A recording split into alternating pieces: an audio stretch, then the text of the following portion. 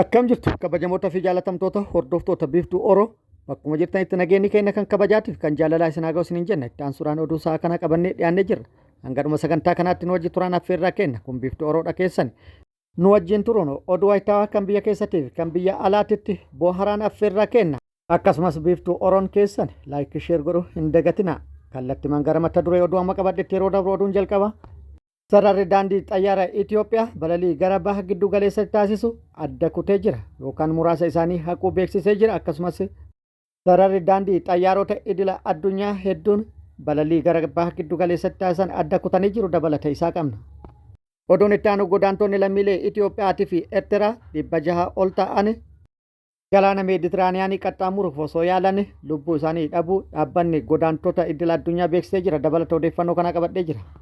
Oduun inni biraa oduu godinaalee Oromiyaa garaagaraa irraa arganne kan isin biraan geenyu ta'a. Oduun itti aanu oduu oolmaa Oromiyaati. Oduu oolmaa Oromiyaatti lolli loltoota mootummaatti waraana bilisummaa Oromoo gidduutti deemu akkuma itti fufetti jira. Mootummaan maqaa opereeshinii sakatta'aa waraana bilisummaa Oromoo jedhuun loltoota bobbaasuun hojii sakatta'insa cimsee itti fufe kan jedhe yoo ta'u waraanni bilisummaa Oromoollee loltoota mootummaa maqaa sakatta'aa waraana bilisummaa Oromootiin bobbaasetti hattee hidhuudhaan haleellaa raawwataa jiruun miidhaa guddaa dhaqqabsiisuu beeksisee jira. Dabalata odeeffannoo kana isin biraan geenna. Oduu biyya alaatiin sodaatamaa kan ture dhoohee jira. Eeggamaa kan tures jalqabee jira. Kun haleellaa Ameerikaa fi Israa'el qindoomuun Iraan irratti raawwatuuf yeroo dheeraaf itti qophaa'aa turan har'a jalqabanii jiru.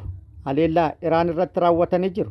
Iraanis haleellaa irratti raawwatameef haaloo bahuudhaaf haleellaa raawwatuu jalqabdee jirti. Yoo xiqqaate biyyoota 6 keessatti beezii waraana Ameerikaa jiru irratti haleellaa raawwatuun gabaafamee jira.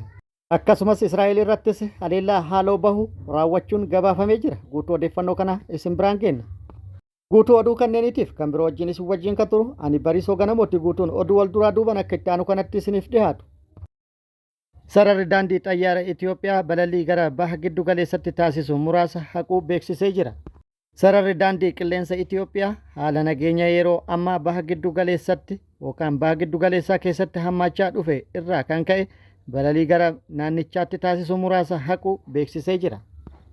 Dhaabbatichi ibsa baaseen hanga ammaatti balalii gara Teelaaviv, Dammaamii fi Beeruut taasifamu akka haqaman beeksisee jira. Sararri daandii xayyaara Itoophiyaa haala nageenya naannichaa dammaqinaan hordofaa akka jiru himuun nageenyaaf haala mijataa imaltootaa fi hojjettoota isaa mirkaneessuuf tarkaanfiiwwan barbaachisoo ta'an akka fudhatu beeksisee jira. Dhaabbatichi rakkoon dabalataa akka hin mudanneef imaltoota gara naannichaa imalan haala balalii isaanii chaanaalii dijitaalaa dhaabbatichaa irraa akka ilaalan akkasumas dhaabbilee imala isaanii akka qunnaman yaamicha dhiyeesseera. Har'a ganama haleellaa waraanaa Israa'el fi Yuunaayitid Isteetsi Iraan irratti jalqaban hordofe sararaawwan daandii xayyaara Awurooppaa warreen akka Luftaanzaa akkasumas sarara daandii xayyaara Faransaay Teelaavivii fi Beeruut dabalate gara magaalota baha giddu galeessaa yookaan galoo galaanaa balalliin taasifamu hedduun haqamanii jiru. Walumaa galatti dhaabbileen sarara daandii xayyaarota idila addunyaa hedduun balalii gara baha giddu galeessatti taasisan adda kutanii jiru. Oduun itti aanu lammiileen Itoophiyaa fi Eertiraa galaana ce'uuf yaalan 600 ol ta'an galaana meeditiraaniyaanitti dhumuu isaanii dhaabbanni mootummoota gamtoomanii beeksisee jira. Akka dhaabbatichi jedhetti jalqaba bara 2026 irraa eegale ji'a 2 qofa keessatti namoonni 606 galaana meeditiraaniyaanitti qaxxaamuruudhaan gara Awurooppaatti ce'uuf osoo yaalan dhumuu isaanii dhaabbanni godaantota addunyaa IOM gabaasa baaseen beeksisee jira. Torban jalqaba bara kanaa qofa lakkoofsi namoota du'anii bara 2014 booda isa olaanaa ta'uu dhaabbatichi beeksisee jira. Oduun itti aanu oduu godinaalee Oromiyaa garaagaraa irraa arganne akka itti aanu kanatti isiniif dhiyaata. Godina Qellem Wallaggaa Aanaa Galaan ganda Waamo'ii jedhamu keessatti waraanni faashistii Bilxiginnaa kanneen barcuma aangoo nam-tokkee tiksuuf halkaniif guyyaa ifaajan Quraanota 25,2026 irraa eegaluun namoota gabaadhaa galan daandii irra dhaabbatanii eeguun dirqiin qabanii gara mooraa waraanaatti ergaa jiraachuu maddeen arman. Akka maddeen jedhanitti namoonni dirqiin qabamaa jiran kunneen irra caalaan isaanii dargaggoota kan ta'an kanneen hafan immoo manguddoota abbaa maatii ta'uun baramee jira. Haaluma kanaan namoonni ukkaanfamuun dararaa argaa jiran kanneen ammaaf maqaan nu qaqqabeen Saggaayee Taayyee, Mammazeen Kamal, Toliinaa Dirribaa, Lammeessaa Qabaa, Dirribsaa Abarraa, Kadir Abdul Qaadir, Lalisaa Lammaa, Abdoo Kabbadaa, Kadirii Kaan, Shophee Boggaalaa, Shondee Cammir, Umar Shaafii, Gammachuu Tarrafaa, Kamaal Sheek Shaafii fi Muusaa Mahammad Amiin jedhaman akkasumas kanneen maqaan isaanii nu qaqqabne hedduun ukkaanfamuun dararaa argaa jiraachuun dabalataan ifoomeera.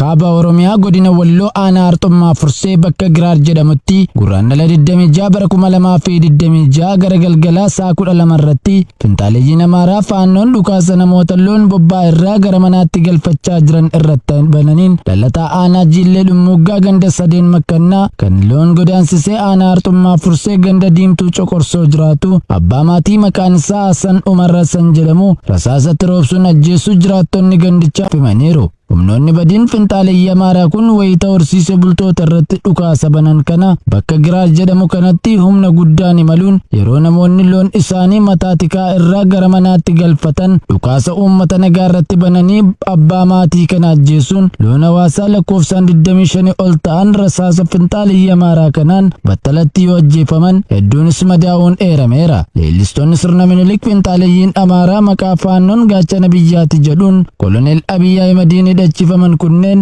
aanaa Arxummaa Fursee kanatti guraandhala 24 dargaggoo tokko bifa nama suruun ajjeesuu fi guraandhala 25 ammoo harmee tokko dabalatee namoota 5 ol madeessanii looniif qabeenya jiraattotaa kan biroo hedduu barbadeessuu isaanii obaasaa turuun ni yaadatama. Godina Baha Wallaggaa aanaa guutuu giddaa ganda jireenyaa keessatti hidhattoonni maafiyaa PP kanaan dura nama maqaan isaa Mootummaa Abdii jedhamu hojii idilee isaa hojjetee maatii isaa kanan jiraachifatu tokko dirqiidhaan milishummatti leenjisanii hidhatee utuu jiru gaafa guraandhala 25/2026 immoo ofii isaan kan of fannise yoo ta'u utuu lubbuun keessaa hin bahin hawaasni arguun fannoo irraa buusuun yeroo ammaa hospitaala Naqamteetti yaalamaa jiraachuu jiraattonni itti himaniiru. Akka jiraattonni himanitti namni kun humnaan qabamee waan hidhateef maatiin isaa rakkoo jireenya ulfaataaf saaxilamuu irraan kan ka'e horii lama qabu gurguree maatii isaa utuu ittiin gargaaruu yeroo qarshiin kun harkatti dhumu kanaan booda waanan maatii kana ittiin jiraachisu waanan hin qabneef rakkina maatii kiyyaa taa'ee ilaaluu hin danda'u jechuun kan of fannise ta'uu maddeen ifoomsaniiru. Haalli yeroo ammaa murni Empaayeratti ittiin uummata dirqamaan gara leenjii waraanatti guuraa jiru kun maatii namoota hedduu kan mancaase beelaaf saaxilee jiruu fi jireenya hawaasichatti kan hadheesse ta'uun beekameera. Akkasumas taateen kun seera waraana idil addunyaa kan cabsee fi dhiittaa mirga namoomaa guddaa ta'uun isaa hubatameera. Godina Bunnoo Beddellee aanaa dhidheessaa ganda tokkummaa jaalalaa irraa ergamtoonni Abiy Ahmed guraandhala 23/2026 qonnaan bultoota maqaan isaanii Ballisaa Mahammad, Kaazin Ahmed, Aliyyi Mahammad, Abdii Muummee, Abdullaahi Bakaree fi kanneen biroo hedduu ta'an qarshii 5,500 adabanii gadhiisuu maddeen attiman. Jaleewwan biltiginnaa sababa tokko malee torban lama dura hawaasa gandichaa qe'eef qabeenya isaa irraa buqqisuun bakka biraa qubachiisnaan bakki sun ta'uuf yoo didu bakka isaanii duraatti waan deebi'an qofaaf yakkuun qarshii hanga kana adabuu odeeffateera. Kutaalee Oromiyaa cufa keessatti lukkeeleen biltiginnaa sababa adda hin baaneen hawaasa qe'eef qabeenya isaa irraa buqqisuun bakka nuti jenne jiraattu jechuun dirqamaan bakka bu'aa siyaasaa itti argatan qubachiisuun beelaaf saaxilaa jiru. Oduun itti aanu oduu oolmaa Oromiyaati. Oduu oolmaa Oromiyaatti lolli loltoota mootummaatti waraana bilisummaa Oromoo gidduutti guutuu Oromiyaa keessatti gaggeeffamaa jiru akkuma itti fufetti jira. Mootummalleen humna waraanaa guddaa guutuu Oromiyaa keessatti maqaa sakatta'aa jedhuun bobbaasu itti fufee jira. Waraanni bilisummaa Oromoollee humna mootummaan maqaa sakattaa waraana bilisummaa Oromoo jedhuun guutuu Oromiyaa keessatti bobbaasaa jiru irratti haxxee hidhuudhaan haleellaan raawwataa jiru cimee itti fufee jira. Haaluma kanaan waraanni bilisummaa Oromoo guyyaa kaleessa kibba Oromiyaa godina Gujii lixaa aanaa Bulee Horatti haleellaa humnoota mootummaa irratti raawwatte miidhaa guddaa dhaqqabsiisee jira. Konkolaattota humnoonni mootummaa ittiin socho'aa turan hojiin ala taasisee jira. Waraana mootummaa hedduu hojiin ala taasisee jira. Meeshaalee waraanaa hedduus hiikkatee jira. Tarkaanfii kana kan fudhate bakkoota hedduuti. Gandoota akka Soorilee Waaccuu, bulchiinsa magaalaa Qilleensa Mokkonniisaa fi akkasumas bakka addaa Shukkee Bunnaa Beeti jedhamutti haleellaa raawwateen miidhaa guddaa kan dhaqqabsiise. Haaluma wal fakkaatuun Kibba baha Oromiyaa aanaalee garaagaraa keessatti haleellaa humnoota mootummaa irratti raawwateen miidhaa guddaa dhaqqabsiisee jira. Magaalaa Asallaatti naannessuudhaan haleellaa raawwateen humnoota mootummaa hedduu hojiin ala taasisee jira. Aanaa Xiyyootti fageenya kiiloomeetira 9 irratti magaalaa Asallaa irraa haleellaa raawwateen humnoota mootummaa hedduu hojiin ala taasisuu isin geennee turre. Ammas irra deebi'uun haleellaa raawwateen yoo xiqqaate humnoota mootummaa 25 hojiin ala taasisuu odeeffannoon gama sirraa baate ibsitee jirti. Kan booji'amanis baay'eedha. Isaan viidiyoo irratti argitan kun isaan warra booji'aman yoo ta'an isaan warra carroomanidha. Isaan warra lubbuun isaanii hafte kan carraa kanallee hin argatin hedduudha. Walumaa galatti guyyoota 3 fi 4 dabran kana guutuu Oromiyaa keessatti tarkaanfiin waraanni bilisummaa Oromoo loltoota mootummaa irratti fudhate baay'ee cimaa fi miidhaa guddaa kan dhaqqabsiisedha. Aanaa Mulootti tarkaanfii fudhatameen AKM'n 140 ol hiikamee jira. Lubbuun namoota badanii immoo 130 ta'uu isiniif gabaafnee turre. Lixa Shaggar aanaa Ada'aa Bargaatti immoo tarkaanfii fudhatameen 37 addunyaa kanarraa godaananii 40 madaa'anii jiru. AKM'n 28 hiikamee jira. Kaasnaan 38 rasaasni AKM 3,000 ol rasaasni dishqaa 2,000 ol ujumoon dishqaa tokko uffanni kopheen hedduu akka ta'an odeeffannoon nu ga'e ibsee jira. Aanaa Abuunaa Ginda Baratettis lola tureen miidhaan guddaan qaama fi lubbuu irra kan dhaqqabe yoo ta'u AKM'n 23 hiikamuu odeeffannoon nu ga'ee jira. Mootummaan opereeshinii sakata waraana bilisummaa Oromoo jedhu gaggeessaa jiruun milkaa'aa jiraachuu fi bakkoota garaagaratti loltoonni waraana bilisummaa Oromoo harka kennatan kan jedhe yoo ta'u gama biraatiin immoo humnoonni mootummaa maqaa sakata waraana bilisummaa Oromootiin bobba'an kan xiyyeeffatan namoota nagaa irratti akka ta'ee fi lubbuu namoota hedduu kan galaafatan ta'ullee gabaafamee jira. Tibba kana immoo haala adda ta'een tarkaanfiin yookaan haleellaan namoota nagaa irratti raawwatamu akka cimee fi akkasumas qabeenya irratti badiin raawwatamu manneen ummataa gubuun manneen ummataa qabeenya wajjin barbadeessuun midhaan ummataa gubuun cimee itti fufuu maddeen odeeffannoo garaagaraatiif odeeffannoo kennaniin jiraattonni bakkoota garaagaraa irraa himanii jiru. Nullee isiniin gahaa turre. Kun immoo bal'inaan kan raawwatame Shawaa Bahaa Arsii fi akkasumas Shawaa Lixatti yoo ta'u miidhaa guddaa dhaqqabsiisullee gabaafamee jira. Baha giddu galeessatti sodaatamaa kan ture dhoohee jira. Eeggamaa kan ture jalqabee jira. Kun haleellaa Ameerikaa fi Israa'el qindoominaan Iraan irratti raawwatuuf qophii taasisaa turanidha. Ameerikaa fi Israa'el Iraan irratti haleellaa raawwatuuf qophii yeroo dheeraa taasisanii turan. Har'a hojiitti hiikuun Israa'el Iraan irratti haleellaa raawwattee jirti. Haleellaa Israa'eliin booda Iraanis haleellaa haaloo bahuu taasiftee jirti yookaan deebii kennitee jirti. Haleellaa irratti raawwatame Iraan buufataalee waraana Ameerikaa biyyoota 5 keessa jiran irratti yoo xiqqaate haleellaa raawwatuun haaloo bahuun gabaafamee jira. Haaluma wal fakkaatuun misaa'eloota Israa'el irrattis roobsuudhaan magaalaa guddoo Israa'el irrattis haleellaa raawwatte jedhamee jira. Haleellaa buufataalee waraana Ameerikaa irratti raawwatteen buufataalee waraana Ameerikaa biyyoota 5 keessa jiran irratti haleellaa kan raawwatte yoo ta'u jalqaba haleellaa kan raawwatte buufata waraana Ameerikaa isa guddaa magaalaa guddittii biyyattii Manaamaa jedhamtu keessa jiru irratti yoo ta'u akkasumas haaluma wal fakkaatuun buufata waraana Ameerikaa Saawud Arabiyaa keessa jiru kan kaleenya masaraa mootummaa magaalaa Riyaad keessa jiru irrattis haleellaa raawwattee jirti. Haaluma wal fakkaatuun buufata waraana Ameerikaa Sooriyaa, Yuunaayitid Arab Emireetii fi Iraaq keessa jiru irrattis haleellaa raawwatte jedhamee jira. Walumaa galatti Iraan buufataalee waraana Ameerikaa biyyoota 6 keessa jiru irratti haleellaa raawwatuun mirkanaa'ee jira.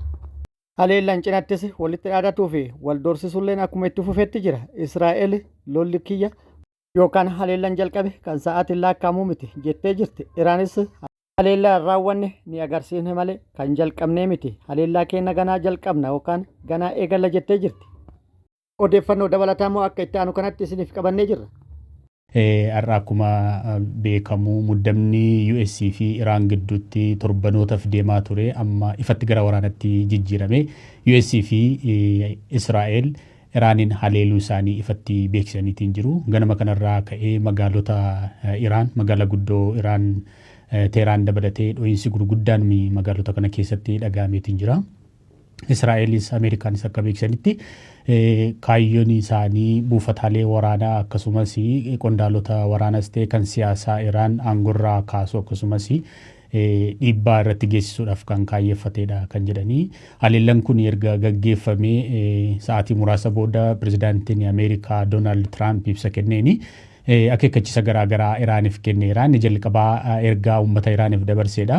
Ergaa ijoo lamaadha kan inni dabarse pirezidaantii Tiraamp ergaa gabaabaa viidiyoo daqiiqaa 8 kan inni dabarse. Ergaan inni jalqabaa maalidha? Uummata Iraan irratti kan xiyyeeffatedha. Uummanni Iraanii carraa kanatti fayyadamee mootummaa Alii Kameenii yookiin immoo mootummaa Ayatolaa akka aangorraa kaasu sababni isaa US fi Israa'el wal ta'uudhanii kan haleellaa kana gaggeessaa jiranii kun isaaniif carraa guddaadha. Kanaaf carraa kanatti fayyadamaatii mootummaa Iraan isin cunqursaa ture akkasumas immoo baa giddu galeessaa keessatti US irratti akkasumas fedhiiwwan US baa giddu galeessaa fi michoota US irratti dhiibbaa garaagaraa gochaa ture kana aangorraa kaasaa kan jedhudha. Inni lammataa immoo humna waraanaa Iraan irratti kan xiyyeeffate ergaan Tiraamp kuni maalidha kan inni jedhe humni Iraan gosa lamatu jira humna waraanaa idilee fi humna warraaqsaa eegumsa Islaamaa kan jedhamu IRGC kan jedhamu ergaan kan dabarse meeshaa keessan lafa kaa yoo meeshaa lafa keessani wabiini qabdu nagaadhaan jiraattu hin ta'u taanaan immoo irree Ameerikaa isa jabaatu isin mudata jechuudhani kan inni dhaadate jechuudha. Tiraamp haleellaa Iraan irratti gaggeessuudhaa fi akka sababaatti kan inni dhiyeesse maalidha marii goonira waa'ee dhimma nukilaaraa irratti garuu immoo marii kanaanii waliigaltee irra gahuu hin dandeenye. Kanaaf gara murtee kanaatti kan ceedhee waan kana dura seenaa keessatti ture haleellawwan Iraanii buufataalee Ameerikaa akkasumas Libaanos keessatti yeroo garaagaraa embasii Ameerikaa dabalatee buufata loltoota Ameerikaa achi jiran irratti gaggeessaniin wal qabateeti kan inni akka sababaatti kaase. Inni kan biraa marii dhiyeenya Jeneevitti irra deddeebi'anii gaggeessanii bu'aa buusuu dhabuusaati. Kanaaf Iraanii nagaan barbaaddu tarkaanfii kanatti kanaaf galleedha kan inni jechuudha. Kabajamoota fi jaalatamtoota hordoftoota biiftuu Oroo oduun ammaaf qabadde kan hanga ammaa kana guutuu oduu wajjin isin wajjin kan ture ani Bariisoo Ganamooti. Hanga yeroo itti aanutti deebinee wal agarrutti nageenyi rabbi isiniif haa baay'atu. Nagatti nu turaan immoo hawwii kenna nagatti nu tura.